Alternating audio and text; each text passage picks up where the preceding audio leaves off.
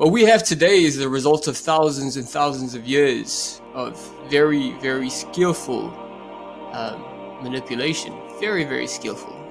Because when you feel that your problems are insurmountable and your questions are unanswerable, it's just because you haven't come into contact with the information.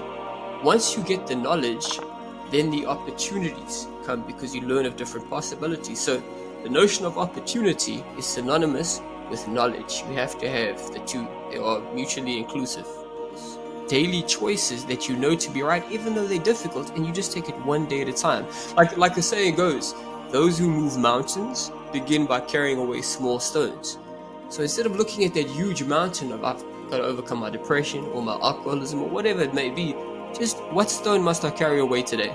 Simplify it. That path that I took, that is actually what inspired me to start getting involved in the path that I'm on now.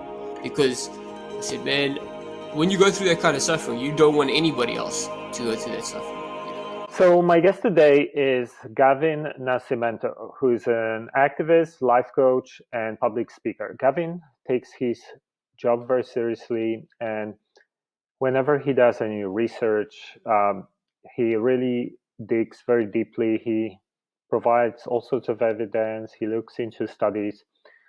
You can see his presentations on YouTube. He has one 5-hour long presentation on what's going on really behind the scenes with the current pandemic. We're going to be sharing the links to this presentation as well. And Gavin is, an amazing human being. I've known him for roughly 9 years. He is one of the kindest people I know, and he is coming back from this really rough upbringing where he was having problems with the law, getting himself in trouble all the time in his teenage years and when he was a young adult, and ended up, having this situation where he was considering to commit the suicide, and he was addicted to alcohol and all other things. And he went through this transformation and built himself into this person that he is today. So he's sharing some of that story as well, and then he goes into like what's going on in the society, how the system operates, what are the techniques that are used to disempower us and manipulate us, and how can we overcome some of these challenges. And we filmed quite a lot of material, so this is filmed in 2 parts. And enjoy first part of this True Fear podcast episode with Gavin Nascimento.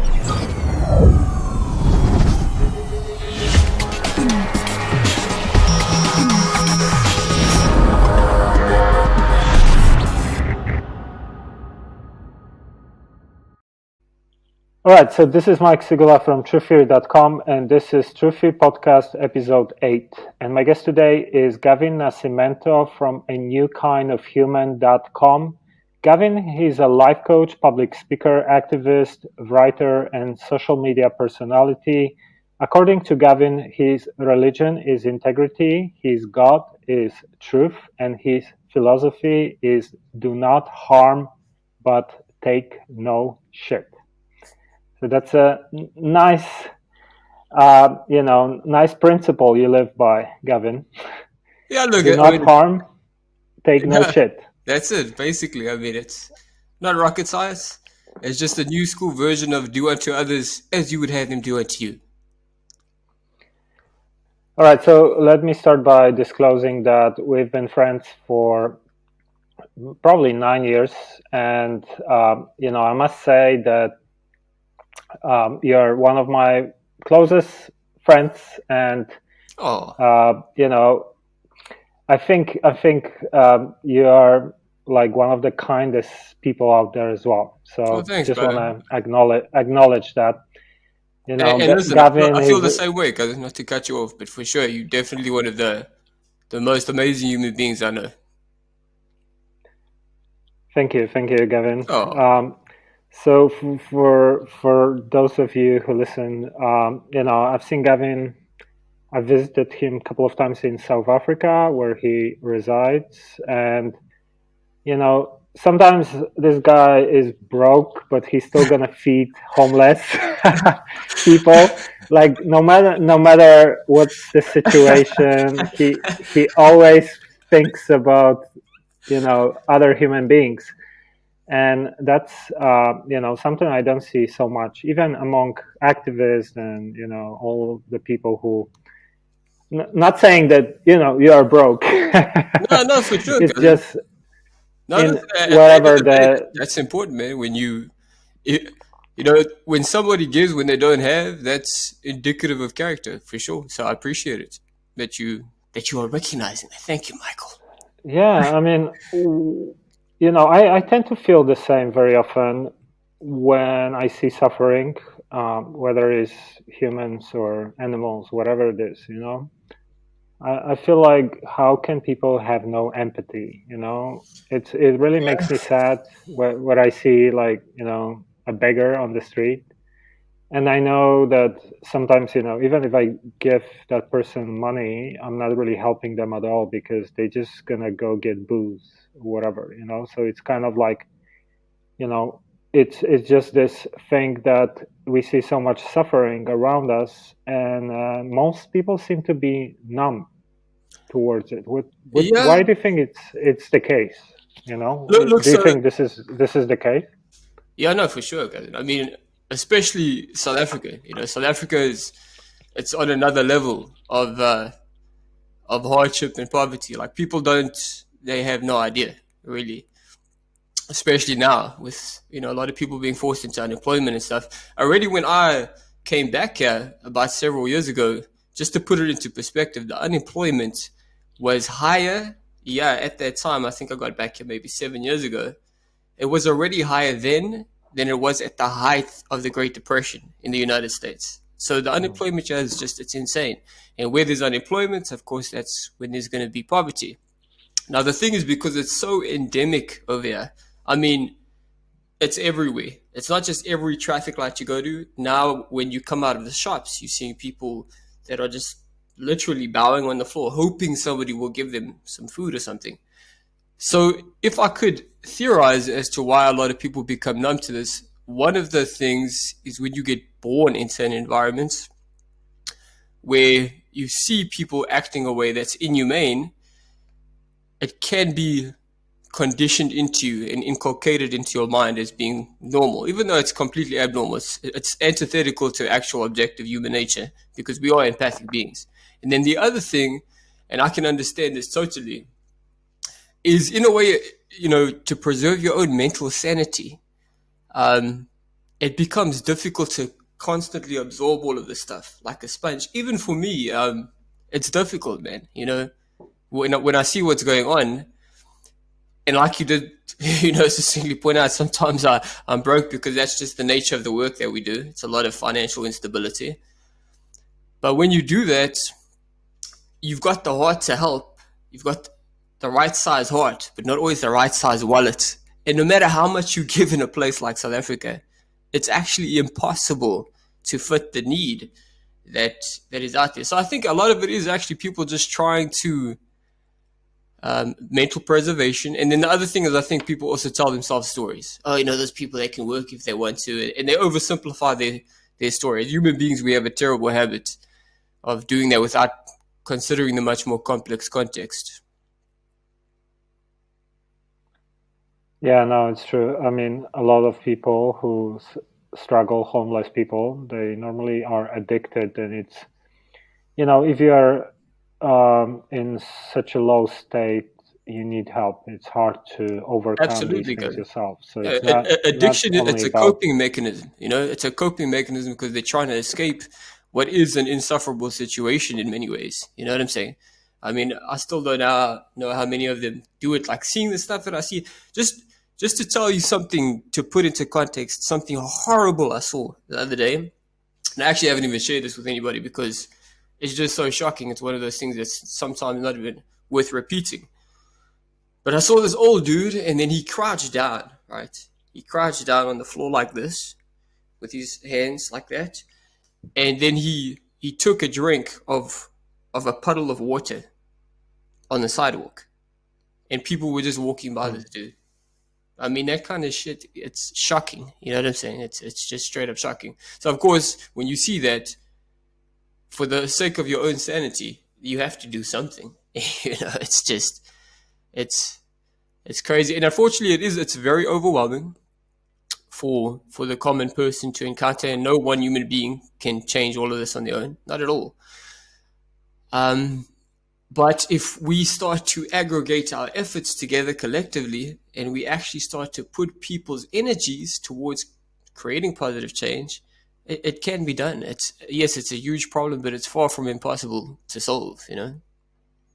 Anyway, sorry, didn't mean Yeah, to of cut you course. off. I mean, no, it's yeah, it's all about imbalance. The resources and everything is there. It's Yeah, all just of it exists, no doubt. not distributed properly. The system, it's kind of puts, you have a handful of people that have more money than bottom half or whatever the number is of the Oh yeah, it's population, insane, right? and it's getting worse right now too. It's getting even worse. Crazy stuff, man.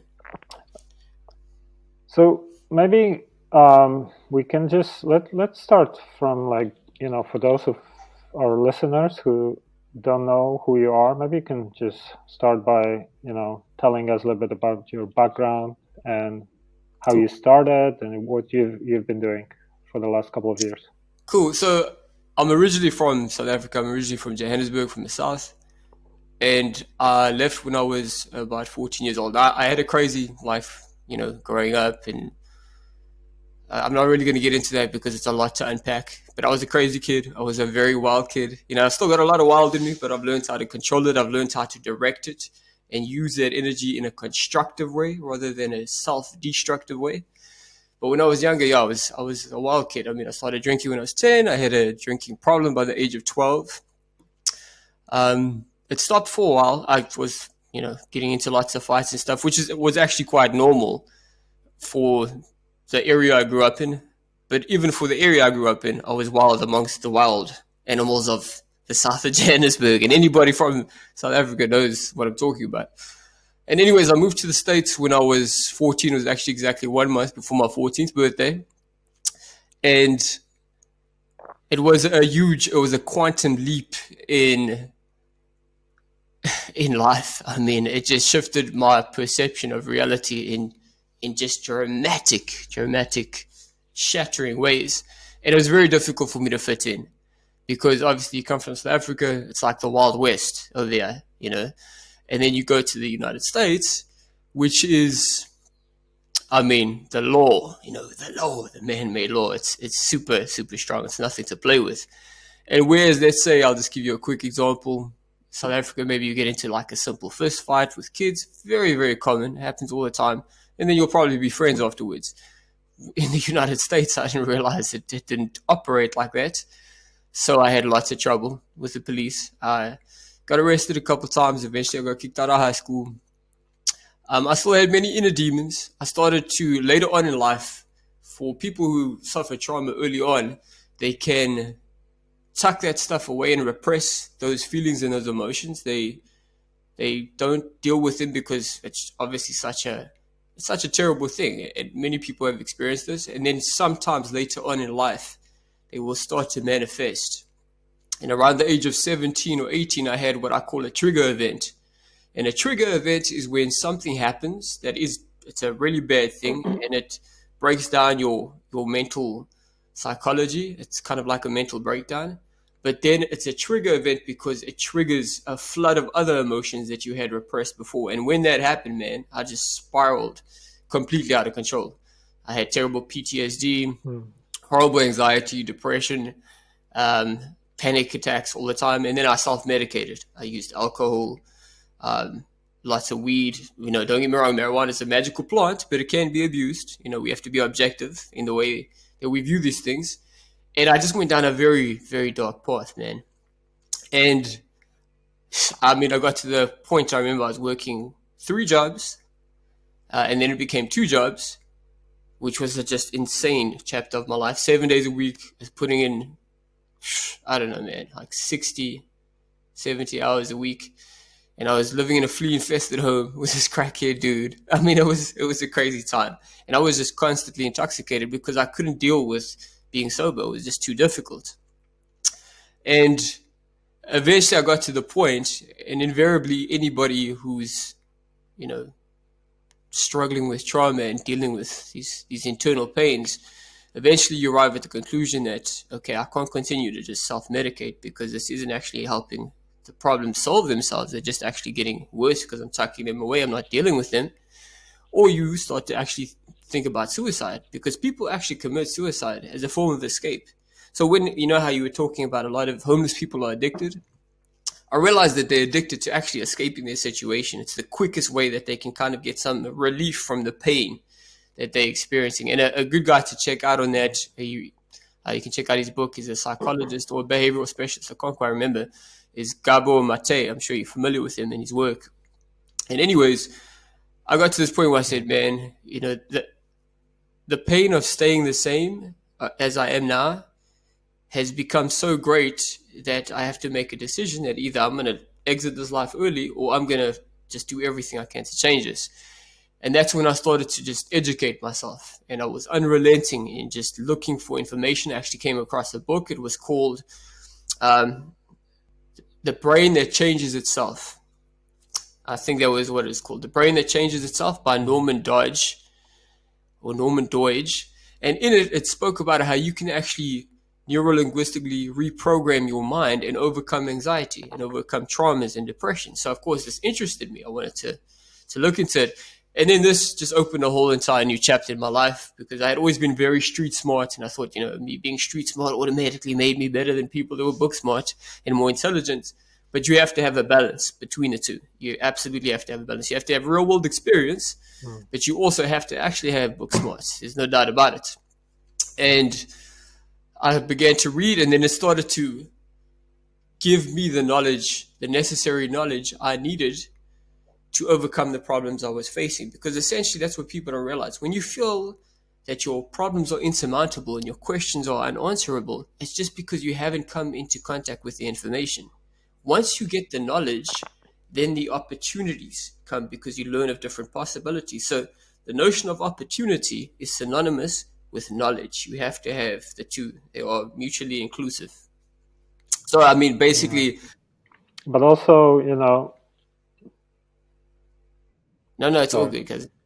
I just wanted to add that, you need to also have this strength and Yeah, belief. no, for sure. Absolutely, man. Knowledge is one thing, but a lot of people lack of that Yeah, strength and belief determination, brother. when they're depressed, Yeah. addicted. Yeah, and it's good that you actually bring that up, because I've spoken to so many people, man, where they're like, oh, you just don't understand what it's like. I do understand what it's like to be depressed. But there's something deep within us that it can find the strength to push through this stuff.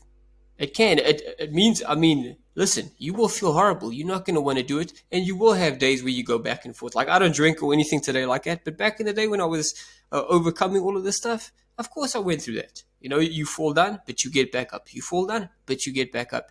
And a lot of people don't realize, like, your emotions, that emotion to go do something that is not going to serve you, whether it's eating fast food, indulging in fast food, or drinking a huge amount of alcohol, or taking drugs, or whatever it may be, right? The emotion behind that, it's going to knock on the door. It's not going to magically go away. You're not going to logically reason with it to go away. Instead, you have to find a way through your willpower and through daily rituals, daily choices that you know to be right, even though they're difficult, and you just take it one day at a time. Like the saying goes, those who move mountains begin by carrying away small stones. So instead of looking at that huge mountain of, I've got to overcome my depression or my alcoholism or whatever it may be, just what stone must I carry away today?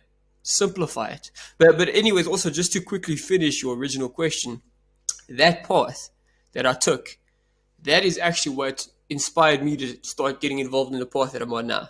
Because I said, man, when you go through that kind of suffering, you don't want anybody else to go through that suffering. It's horrible. It's worse. It's just terrible, and you don't want anybody to go through it. And then as I began to research more, at first it began just I wanted to motivate people, and I wanted to help them also get physically in shape, because that's also was instrumental as a cornerstone for me to change. You can what you have to do is you chip away at all the bad habits, and you replace them with good ones, and then slowly you can start to reverse the direction of your life. So I started first with being motivational and uh, health and stuff, and I'm still about that, don't get me wrong. But as I began to dig deeper and deeper, I started to learn that there is a system, a very sophisticated system in place in the form of consumerism and advertising and governments and so on and so forth, that they literally have policies, verifiable policies. So this isn't based on speculation, verifiable policies consistently throughout history, where they actually seek to indoctrinate us and disempower us and make us want their products and make us not feel good enough, and so on and so forth. So the moment you become aware of that, you can't, in good conscious and also with a sense of integrity, truly empower people and say, look, you just got to do this, and then not acknowledge the fact that there is this huge monster that's actively trying to disempower them. So then I started to go down that path, and here we are today. Yeah, so I agree. The system is, created by design to disempower people. To like one of the things that I struggled with was the education system because, I'm heavily dyslexic, so I couldn't read the page and remember this page for like more than half of my life. So I only because I worked my ass off Drugs? for like 15 years. It started becoming okay. But I really struggle with reading and writing and sometimes even expressing myself. And this is just, linked to my dyslexia. But at the same time, dyslexia also allows me to think differently, visualize things in my head, think outside of the box. So I have, it's not really a disability; it's a gift. Absolutely, Gavin. But someone with the mind that I have has a hard time fitting into conventional education system. So I notice how the the schools and everything then support people who had different minds and they would just it was all about preparing you to be a good slave, Yeah, pretty much. good part of the system, memorize, obey Yeah, authority, yes or no, so you three know bags full, sir. all these things. Yeah, so what's your view about the education system? Do you think education system is a part of that Yeah, indoctrination no doubt, how because you listen, see it? anything that you can think of as a form of influence over the human mind, they essentially have come to put their tentacles in. This is what we have today is the result of thousands and thousands of years of very, very skillful um, manipulation. Very, very skillful. You can research all of it. I touch a bit on it on the presentation that you actually helped record back in the day in Before we 2017. continue with the show, I just wanted to let you know that we just launched our merchandise store. You can check it out at truththeory.com/store. And when you purchase something from our store, you're actually helping us out tremendously. We've been facing a lot of challenges in recent months, including censorship, demonetization of our content, and it's becoming harder and harder to continue doing what we're doing. So if you can help us out by checking out some of our merchandise, we have t-shirts, face masks, and other cool things. And now back to the show. I suppose not back in the day, just a couple of years ago, called Escaping the Matrix. But in relation to the education system, no doubt. I mean, to myself as well, like I said, when I was a kid, I was in this anti-prevention dropout program, and I was a troubled youth, and I was always in trouble and stuff. And I never cared for school, man. I always did just enough to get by. And it's because I knew it was bullshit. I knew intuitively. But as I got older, I decided, okay, rather than just knowing, because when you're talking to people, you want to be able to give them concrete evidence to support a particular position you may have. So rather than just say, oh, and use pragmatic logic, logic can be convincing, but the power of truth is also in the size of that proverbial snowball. The bigger it is, the bigger the information and the evidence, the better your point, right? So then I began to look into actually the history of the education system. I first looked at some of the compulsory systems from ancient history, way back in the day. So we have, for example, ancient Sparta. In ancient Sparta, they had a compulsory education system. Some of us even may remember in the film 300, where they take the kid away from the parents and they would put them into something called the GOG, which was like a military school. And then part of their training, I mean, they kind of romanticize them in the film, which is not surprising for Hollywood. But in the film, one of the things that they did was they make it seem like all cool and gangster, and he kills this evil wolf and stuff like that. But part of their training was actually to kill a very innocent helot, which was the people that they were enslaving, and those people supported them economically. But anyways, this education system was set up. If you sit down and you go through all the assiduous investigation that is necessary to ascertain the truth, what you find out is that it was set up to serve the ruling class. Okay, the same thing with the Mayans. A lot of people tend to think that this system, it's a convenient and dogmatic myth that it's just Western culture that's a problem. No, it's elitism, and elitism has existed in every culture even before they encountered each other for thousands of years. So if you look at the Mayan education system, they had something very similar. The so-called high priests, they were the ones in charge of education. They would educate the ruling class with astronomy and all kinds of useful stuff, mathematics, but good mathematics, not the nonsense we're learning at schools and stuff. And then the common people, they were just made to be farmers and stuff to produce for the system. So there's this element of worker ants. Now, in relation to more modern history and where our education system actually comes from, I learned about this from a dude named John Taylor Gatto. He's a teacher of the year twice, I think it was in New York. He's a champion for reform. He's a very intelligent individual. He's written, I think, several books on the topic. So he's definitely worth looking into if somebody wants to dig a little bit deeper. And I began to read some of his stuff. And then I found out that, the modern education system was actually adopted from a Prussian state, a Germanic state called Prussia. And to put that into context, because people might not understand a Germanic state like Prussia, imagine a state in the United States, maybe New York. Before New York was a part of the United States, it was a standalone kind of a state. I'm just using a hypothetical example to help people understand that. And actually, let's just rewind a little bit first, because the compulsory education that we have today is largely rooted in an event known as the Protestant Reformation. And I don't want to be too meticulous in detail, because, I can go, I can go on one topic for hours and hours on end. But what took place was, back in the day, there was this revolution known as the Protestant Reformation. Some people may have heard of Protestants, different branches and demographics within Christianity. They got their name Protestant from protesting the Roman Catholic Church. So back in the day, the Roman Catholic Church was extremely corrupt.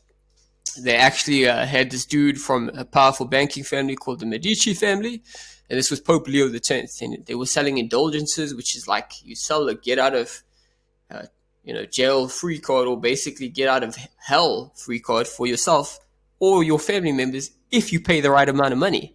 And then Martin Luther, who Martin Luther King Jr. is named after, he saw this and he said, okay, this is crazy, man. This is so corrupt. So he wrote something called the 95 Thesis, which is 95 critiques of what he believed was wrong and all the corruption within Rome, within the ancient Roman establishment, and the Roman Catholic Church.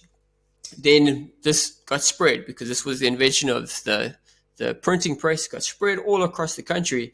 And then he felt as though, in many ways, this awareness helped to educate these people. And then there were revolutions everywhere. People started to protest, and then Protestant Reformation took place. Now, the trouble is, this dude, Martin Luther, although he was right to stand up against the very corrupt Pope Leo X and the papacy at the time, he had a very dogmatic view. He was very, very narrow-minded. And, he was a huge hypocrite. So what he decided to do was not only did he never support all the peasants, there were peasant revolts and stuff. He didn't support them. He kind of sided with the new ruling class, but he was the one who actually originally came up with the notion, the modern notion, because compulsory schooling in the modern sense, it's not that old. It's, several centuries old. He came up with the notion that people need to be educated by under force. Like if you don't get educated, you can get locked up. You don't get educated, the authority is going to come for you. He's the one that came with that, and he wanted to do it because he believed everybody should subscribe to his interpretation of Christianity, right? Which is the same thing we see all over the world. Everybody thinks their interpretation is the one only truth. And then from him, that's where the Prussian state adopted the compulsory education system. Now, they at first had it, but it wasn't that efficient in terms of the obedience it could inculcate into the average person. So it was a military state, and they made their compulsory education system geared towards militarism. But Napoleon, which everybody I'm sure has heard of Napoleon, the French dude, he was like going crazy across Europe, man, and he was challenging the establishment at the time. He's a complex figure, so I'm not going to really get into him right now. But he was running rampant on the system, on the traditional establishment and the royal families and stuff. And one of the things he did was he also went after Prussia, and he just went with a band of just regular people. They didn't have any military training or anything, and they were beating these professional soldiers, including the Prussian military. So then there was this dude. He was a Freemason, and he was also the rector of Prussia's one of Prussia's most prestigious universities. His name was Johann Gottlieb, and he gave a speech after this took place, and he basically said that look, the problem, and I'm not taking this out of context. He just straight up said this, because probably most people couldn't even read and stuff. They weren't that educated back then, and they didn't have the ability to communicate like we do now. So, anyways, he was just very frank. He said, "Listen, the problem is." These people, they were defeated in battle because Napoleon's men, they were willing to fight to the death. But our men, they were concerned with self-preservation. In the future, we need to make it so that they are so concerned with the state and the establishment that they are willing to sacrifice their lives. We need to make it that in the future, they cannot think for themselves anything other than we want them to think." And then they came up with this system, essentially where and it's difficult to entirely remember with absolute clarity, so I'm going to try to piece that puzzle together as best as I can. But it was essentially where they had about 95% of the population were, and John Taylor Gatto does an excellent job of essentially cogently explaining this in his book, but they took about 95% of the population, the common people, and they turned them into like worker ants. They made them get regular jobs to prop up the economy. They taught them myths about history. They made sure that they didn't know the truth. They taught them fairy tales. And then about 4.5%, they were like the decision makers, the politicians, or even, high-ranking officials, judges. And then the very small 0.5%, those were the actual rulers of society, behind the proverbial curtain. And then this system, it was so effective for the ruling class in how it inculcated obedience amongst the people. And then Prussia, they benefited as a system and as an establishment. They rise to become a great military power, and that would eventually culminate in what we know today as Germany. But they rose and became this great power, and then it attracted, of course, the interest of other elitists around the world, including the United States. And that's when you have a further, because whenever you get a good idea, right, whether it's a car, whether it's technology, it constantly gets improved, right? Improved. And when they saw the education system, said, okay, how can we improve this even more? And then that's when family like the Rockefeller family got introduced into the equation. You can even see there's a statement that was very clearly made by them through, I think it was the Rockefeller Board of Education, if I recall correctly. And they essentially said, look, we're not trying to raise poets or philosophers or intelligent people. We just want people that can work for our corporations. Because at that time was the Industrial Revolution, so they needed huge amounts of people that could just be dumb enough to assiduously do these jobs, but not think beyond that. In fact, there was a guy named Frederick Taylor. He came up with a concept known as Taylorism, and Henry Ford had a similar concept called Fordism. And what there was the scientific management of people, where you would micromanage them and make them be as productive as they can at all times. So then that was a new revolution within the education system, and that's pretty much what has gotten us to the point that we're in today. So to make a long story short, What about it's the other? bullshit. Yeah. I mean, it's not maybe 100% bullshit, but No, for sure. I mean, obviously but it can't there is also. a bigger Yeah, look, picture. it can't. The thing is, it can't entirely be nonsense, right? In order for any deception to be effective, there has to be elements and traces of truth. Like, I don't want to say it's totally nonsense. I mean, sure, you can learn some good things. It's also good that there's an element of children getting to socialize with one another, which is difficult when you do homeschooling. But in terms of what they have planned and plotted, you have to realize, like, throughout history, governments have first and foremost targeted their own populations to brainwash them.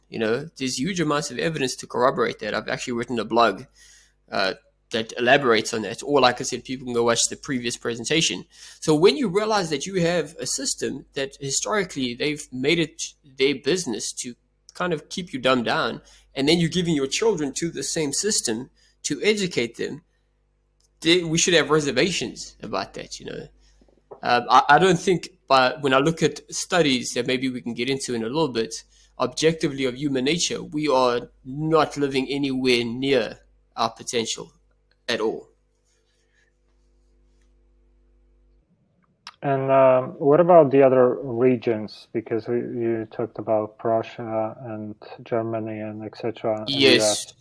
What about Asia, So, Africa, other so I mean, places? as you can imagine, a good analogy to interpret in this way, because governments today, we tend to think of the United States and England and South Africa or Poland or wherever as being very separate, right? We tend to identify them as not being as being separate governments, but in reality, these are deeply interconnected. Just as in the past, if you spoke with somebody, let's say in ancient Rome, and they were living in a puppet administration, maybe somewhere in the breadbasket of Africa, or maybe in Gaul, in France, or something like that, they would never know that the Roman establishment were the ones that were actually, in power and control over their local authority. But we know that now because we have the benefit of historical hindsight. Looking back, we can say, oh, because historians can sit down and there aren't authorities that are going to come after them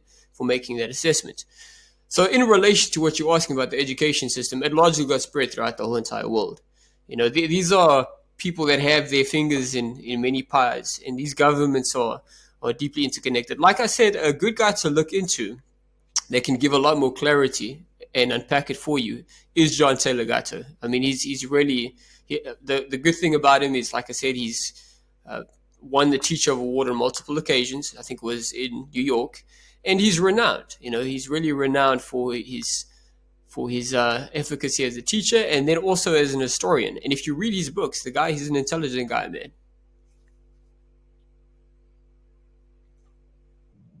And you mentioned, the divergent study. Yes, Which and that actually ties in. is that the name? Divergent thinking study. Well, it's actually something I wanted to ask you about. That. Yeah, it's actually it was published in a book called Breakpoint and Beyond, and that actually fits it very nicely. It assimilates very nicely into the conversation we're having about education, because this, to me, it reflects how poor the education system is, and it also reflects our incredible potential that is largely untapped. So there was this study conducted by a guy named Dr. George Land and Beth Jarman, and they were actually approached by NASA, and NASA was looking for some kind of a test. No test had existed at that time that could potentially help them assess the creative problem-solving potential of their best rocket scientists and engineers. So they approached Dr. George Land and Beth Jarman, who specialized in this, and they didn't actually have any test available. So they went through some work and they tried, through trial and error, and they came up with something, and then they gave it to the NASA authorities. It was a divergent thinking test.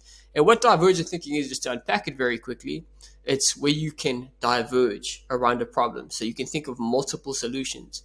Some people may be familiar with the film Divergent, in which you have this woman and she doesn't fit into all the other categories in the groups that all the other people do, and she thinks very uniquely because she's a divergent thinker.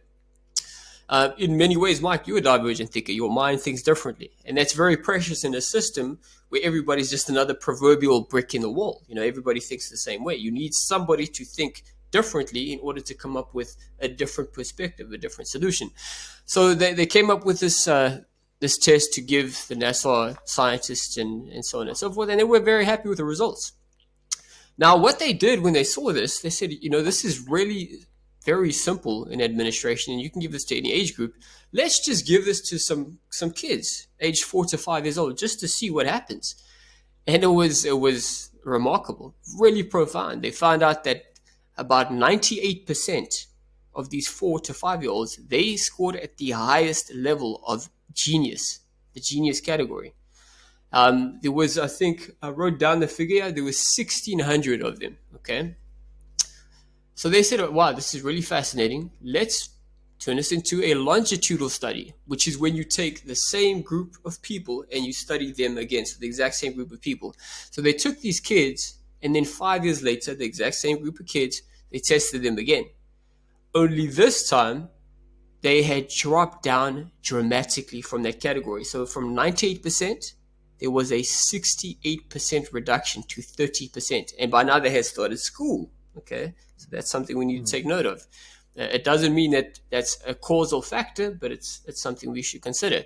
Then another 5 years from then, by now they had entered into to high school, they dropped all the way down to 12%. And then they ended the study because, in the words of George Land, I actually became aware of it from his TED Talk. They said they were so depressed because they were all teachers that they stopped the study. But they have since tested over 1 million adults, 25 or older. And out of that over 1 million, they found that less than 2% of them scored at their genius level. And this, to me, at least should raise flags about the school system, because the moment they enter into the school system, and I think it extends beyond that, we have TV educated people. We also have the children of the parents who have been through the system, and they can kind of unconsciously instruct them on how things should be done. And it kind of slowly dumbs them down. But when you consider divergent thinking, which is, it requires the imagination. That, if we could just quantify it and just summarize it, it's about having a very powerful imagination. And what do all children have, particularly young ones? Very powerful imaginations. Yeah, but isn't it the part of, being at this age group that your imagination is, much greater than when you become older? Isn't it, I understand you saying No, that's a that good question. the education system Yeah, look, kind of, impacted on the results because it indoctrinated people, I would say right? that's a strong But element. I Strong think, element. that Definitely a strong element. Because the moment they went into the school system, children are imaginative, right? And then things change, right? well, Do you no, I think? don't entirely believe that. The imagination, in fact, if you watch George Land's talk on it, it's really impressive because he talks about how can we restore this really powerful imagination that we all have. And he said it's incredible, but the center that helps to essentially give life to the imagination, and this is so clever. If you want to talk about some kind of intelligent design as well, where when we go to sleep every single night, the imagination always gets worked and activated, always. So it's not that it goes away. It actually cannot go away. It's impossible for it to be entirely eliminated. It can be dumbed down. It can be suppressed, but it cannot be destroyed. Now, the thing is, when we take a look at the system objectively speaking, right, we have a lot of knee-jerk activity, and people unfortunately doing jobs, that yes sir, no sir, three bags full, so you go to school, and it's no longer about creative problem solving or even working together with somebody, because that's copying and cheating. It's about give me the right answer, corroborate the authority, and these kind of things. When you look at it, it's very mechanical. So I would love them to do a deeper study on that. I would like them to actually go to tribes in different parts of the world, and then you can study those children as they grow up, because they don't have the same system, to kind of dictate or at least influence how they think. I also, like I said, I don't think it's just the education system alone, man. I think that parents, organized religion, and there's just certain ways, the right way to do things in society, that no matter how backwards it may be. I mean, we're still throwing people into cages for smoking a plant or using a plant to treat a loved one that's sick. That's normal, or we take a crap in clean water. That's normal, So it's more than just the education system. There's a lot of things within society that are backwards themselves. But I do think that the education system plays a very strong factor, and I don't think that it just naturally kind of evaporates our imagination. In fact, if you look at some of the people that we revere the most, in the things that they've done in society, let's say somebody like the author of the Harry Potter books, or some of the artists like a Picasso and so on and so forth, or Albert Einstein. Now, he used to always remark on imagination. Nikola Tesla. You look at all of these different figures, and we admire them and we revere them because they've managed to still maintain a strong level of the imagination. In fact, imagination is the creator of all future things to come, right?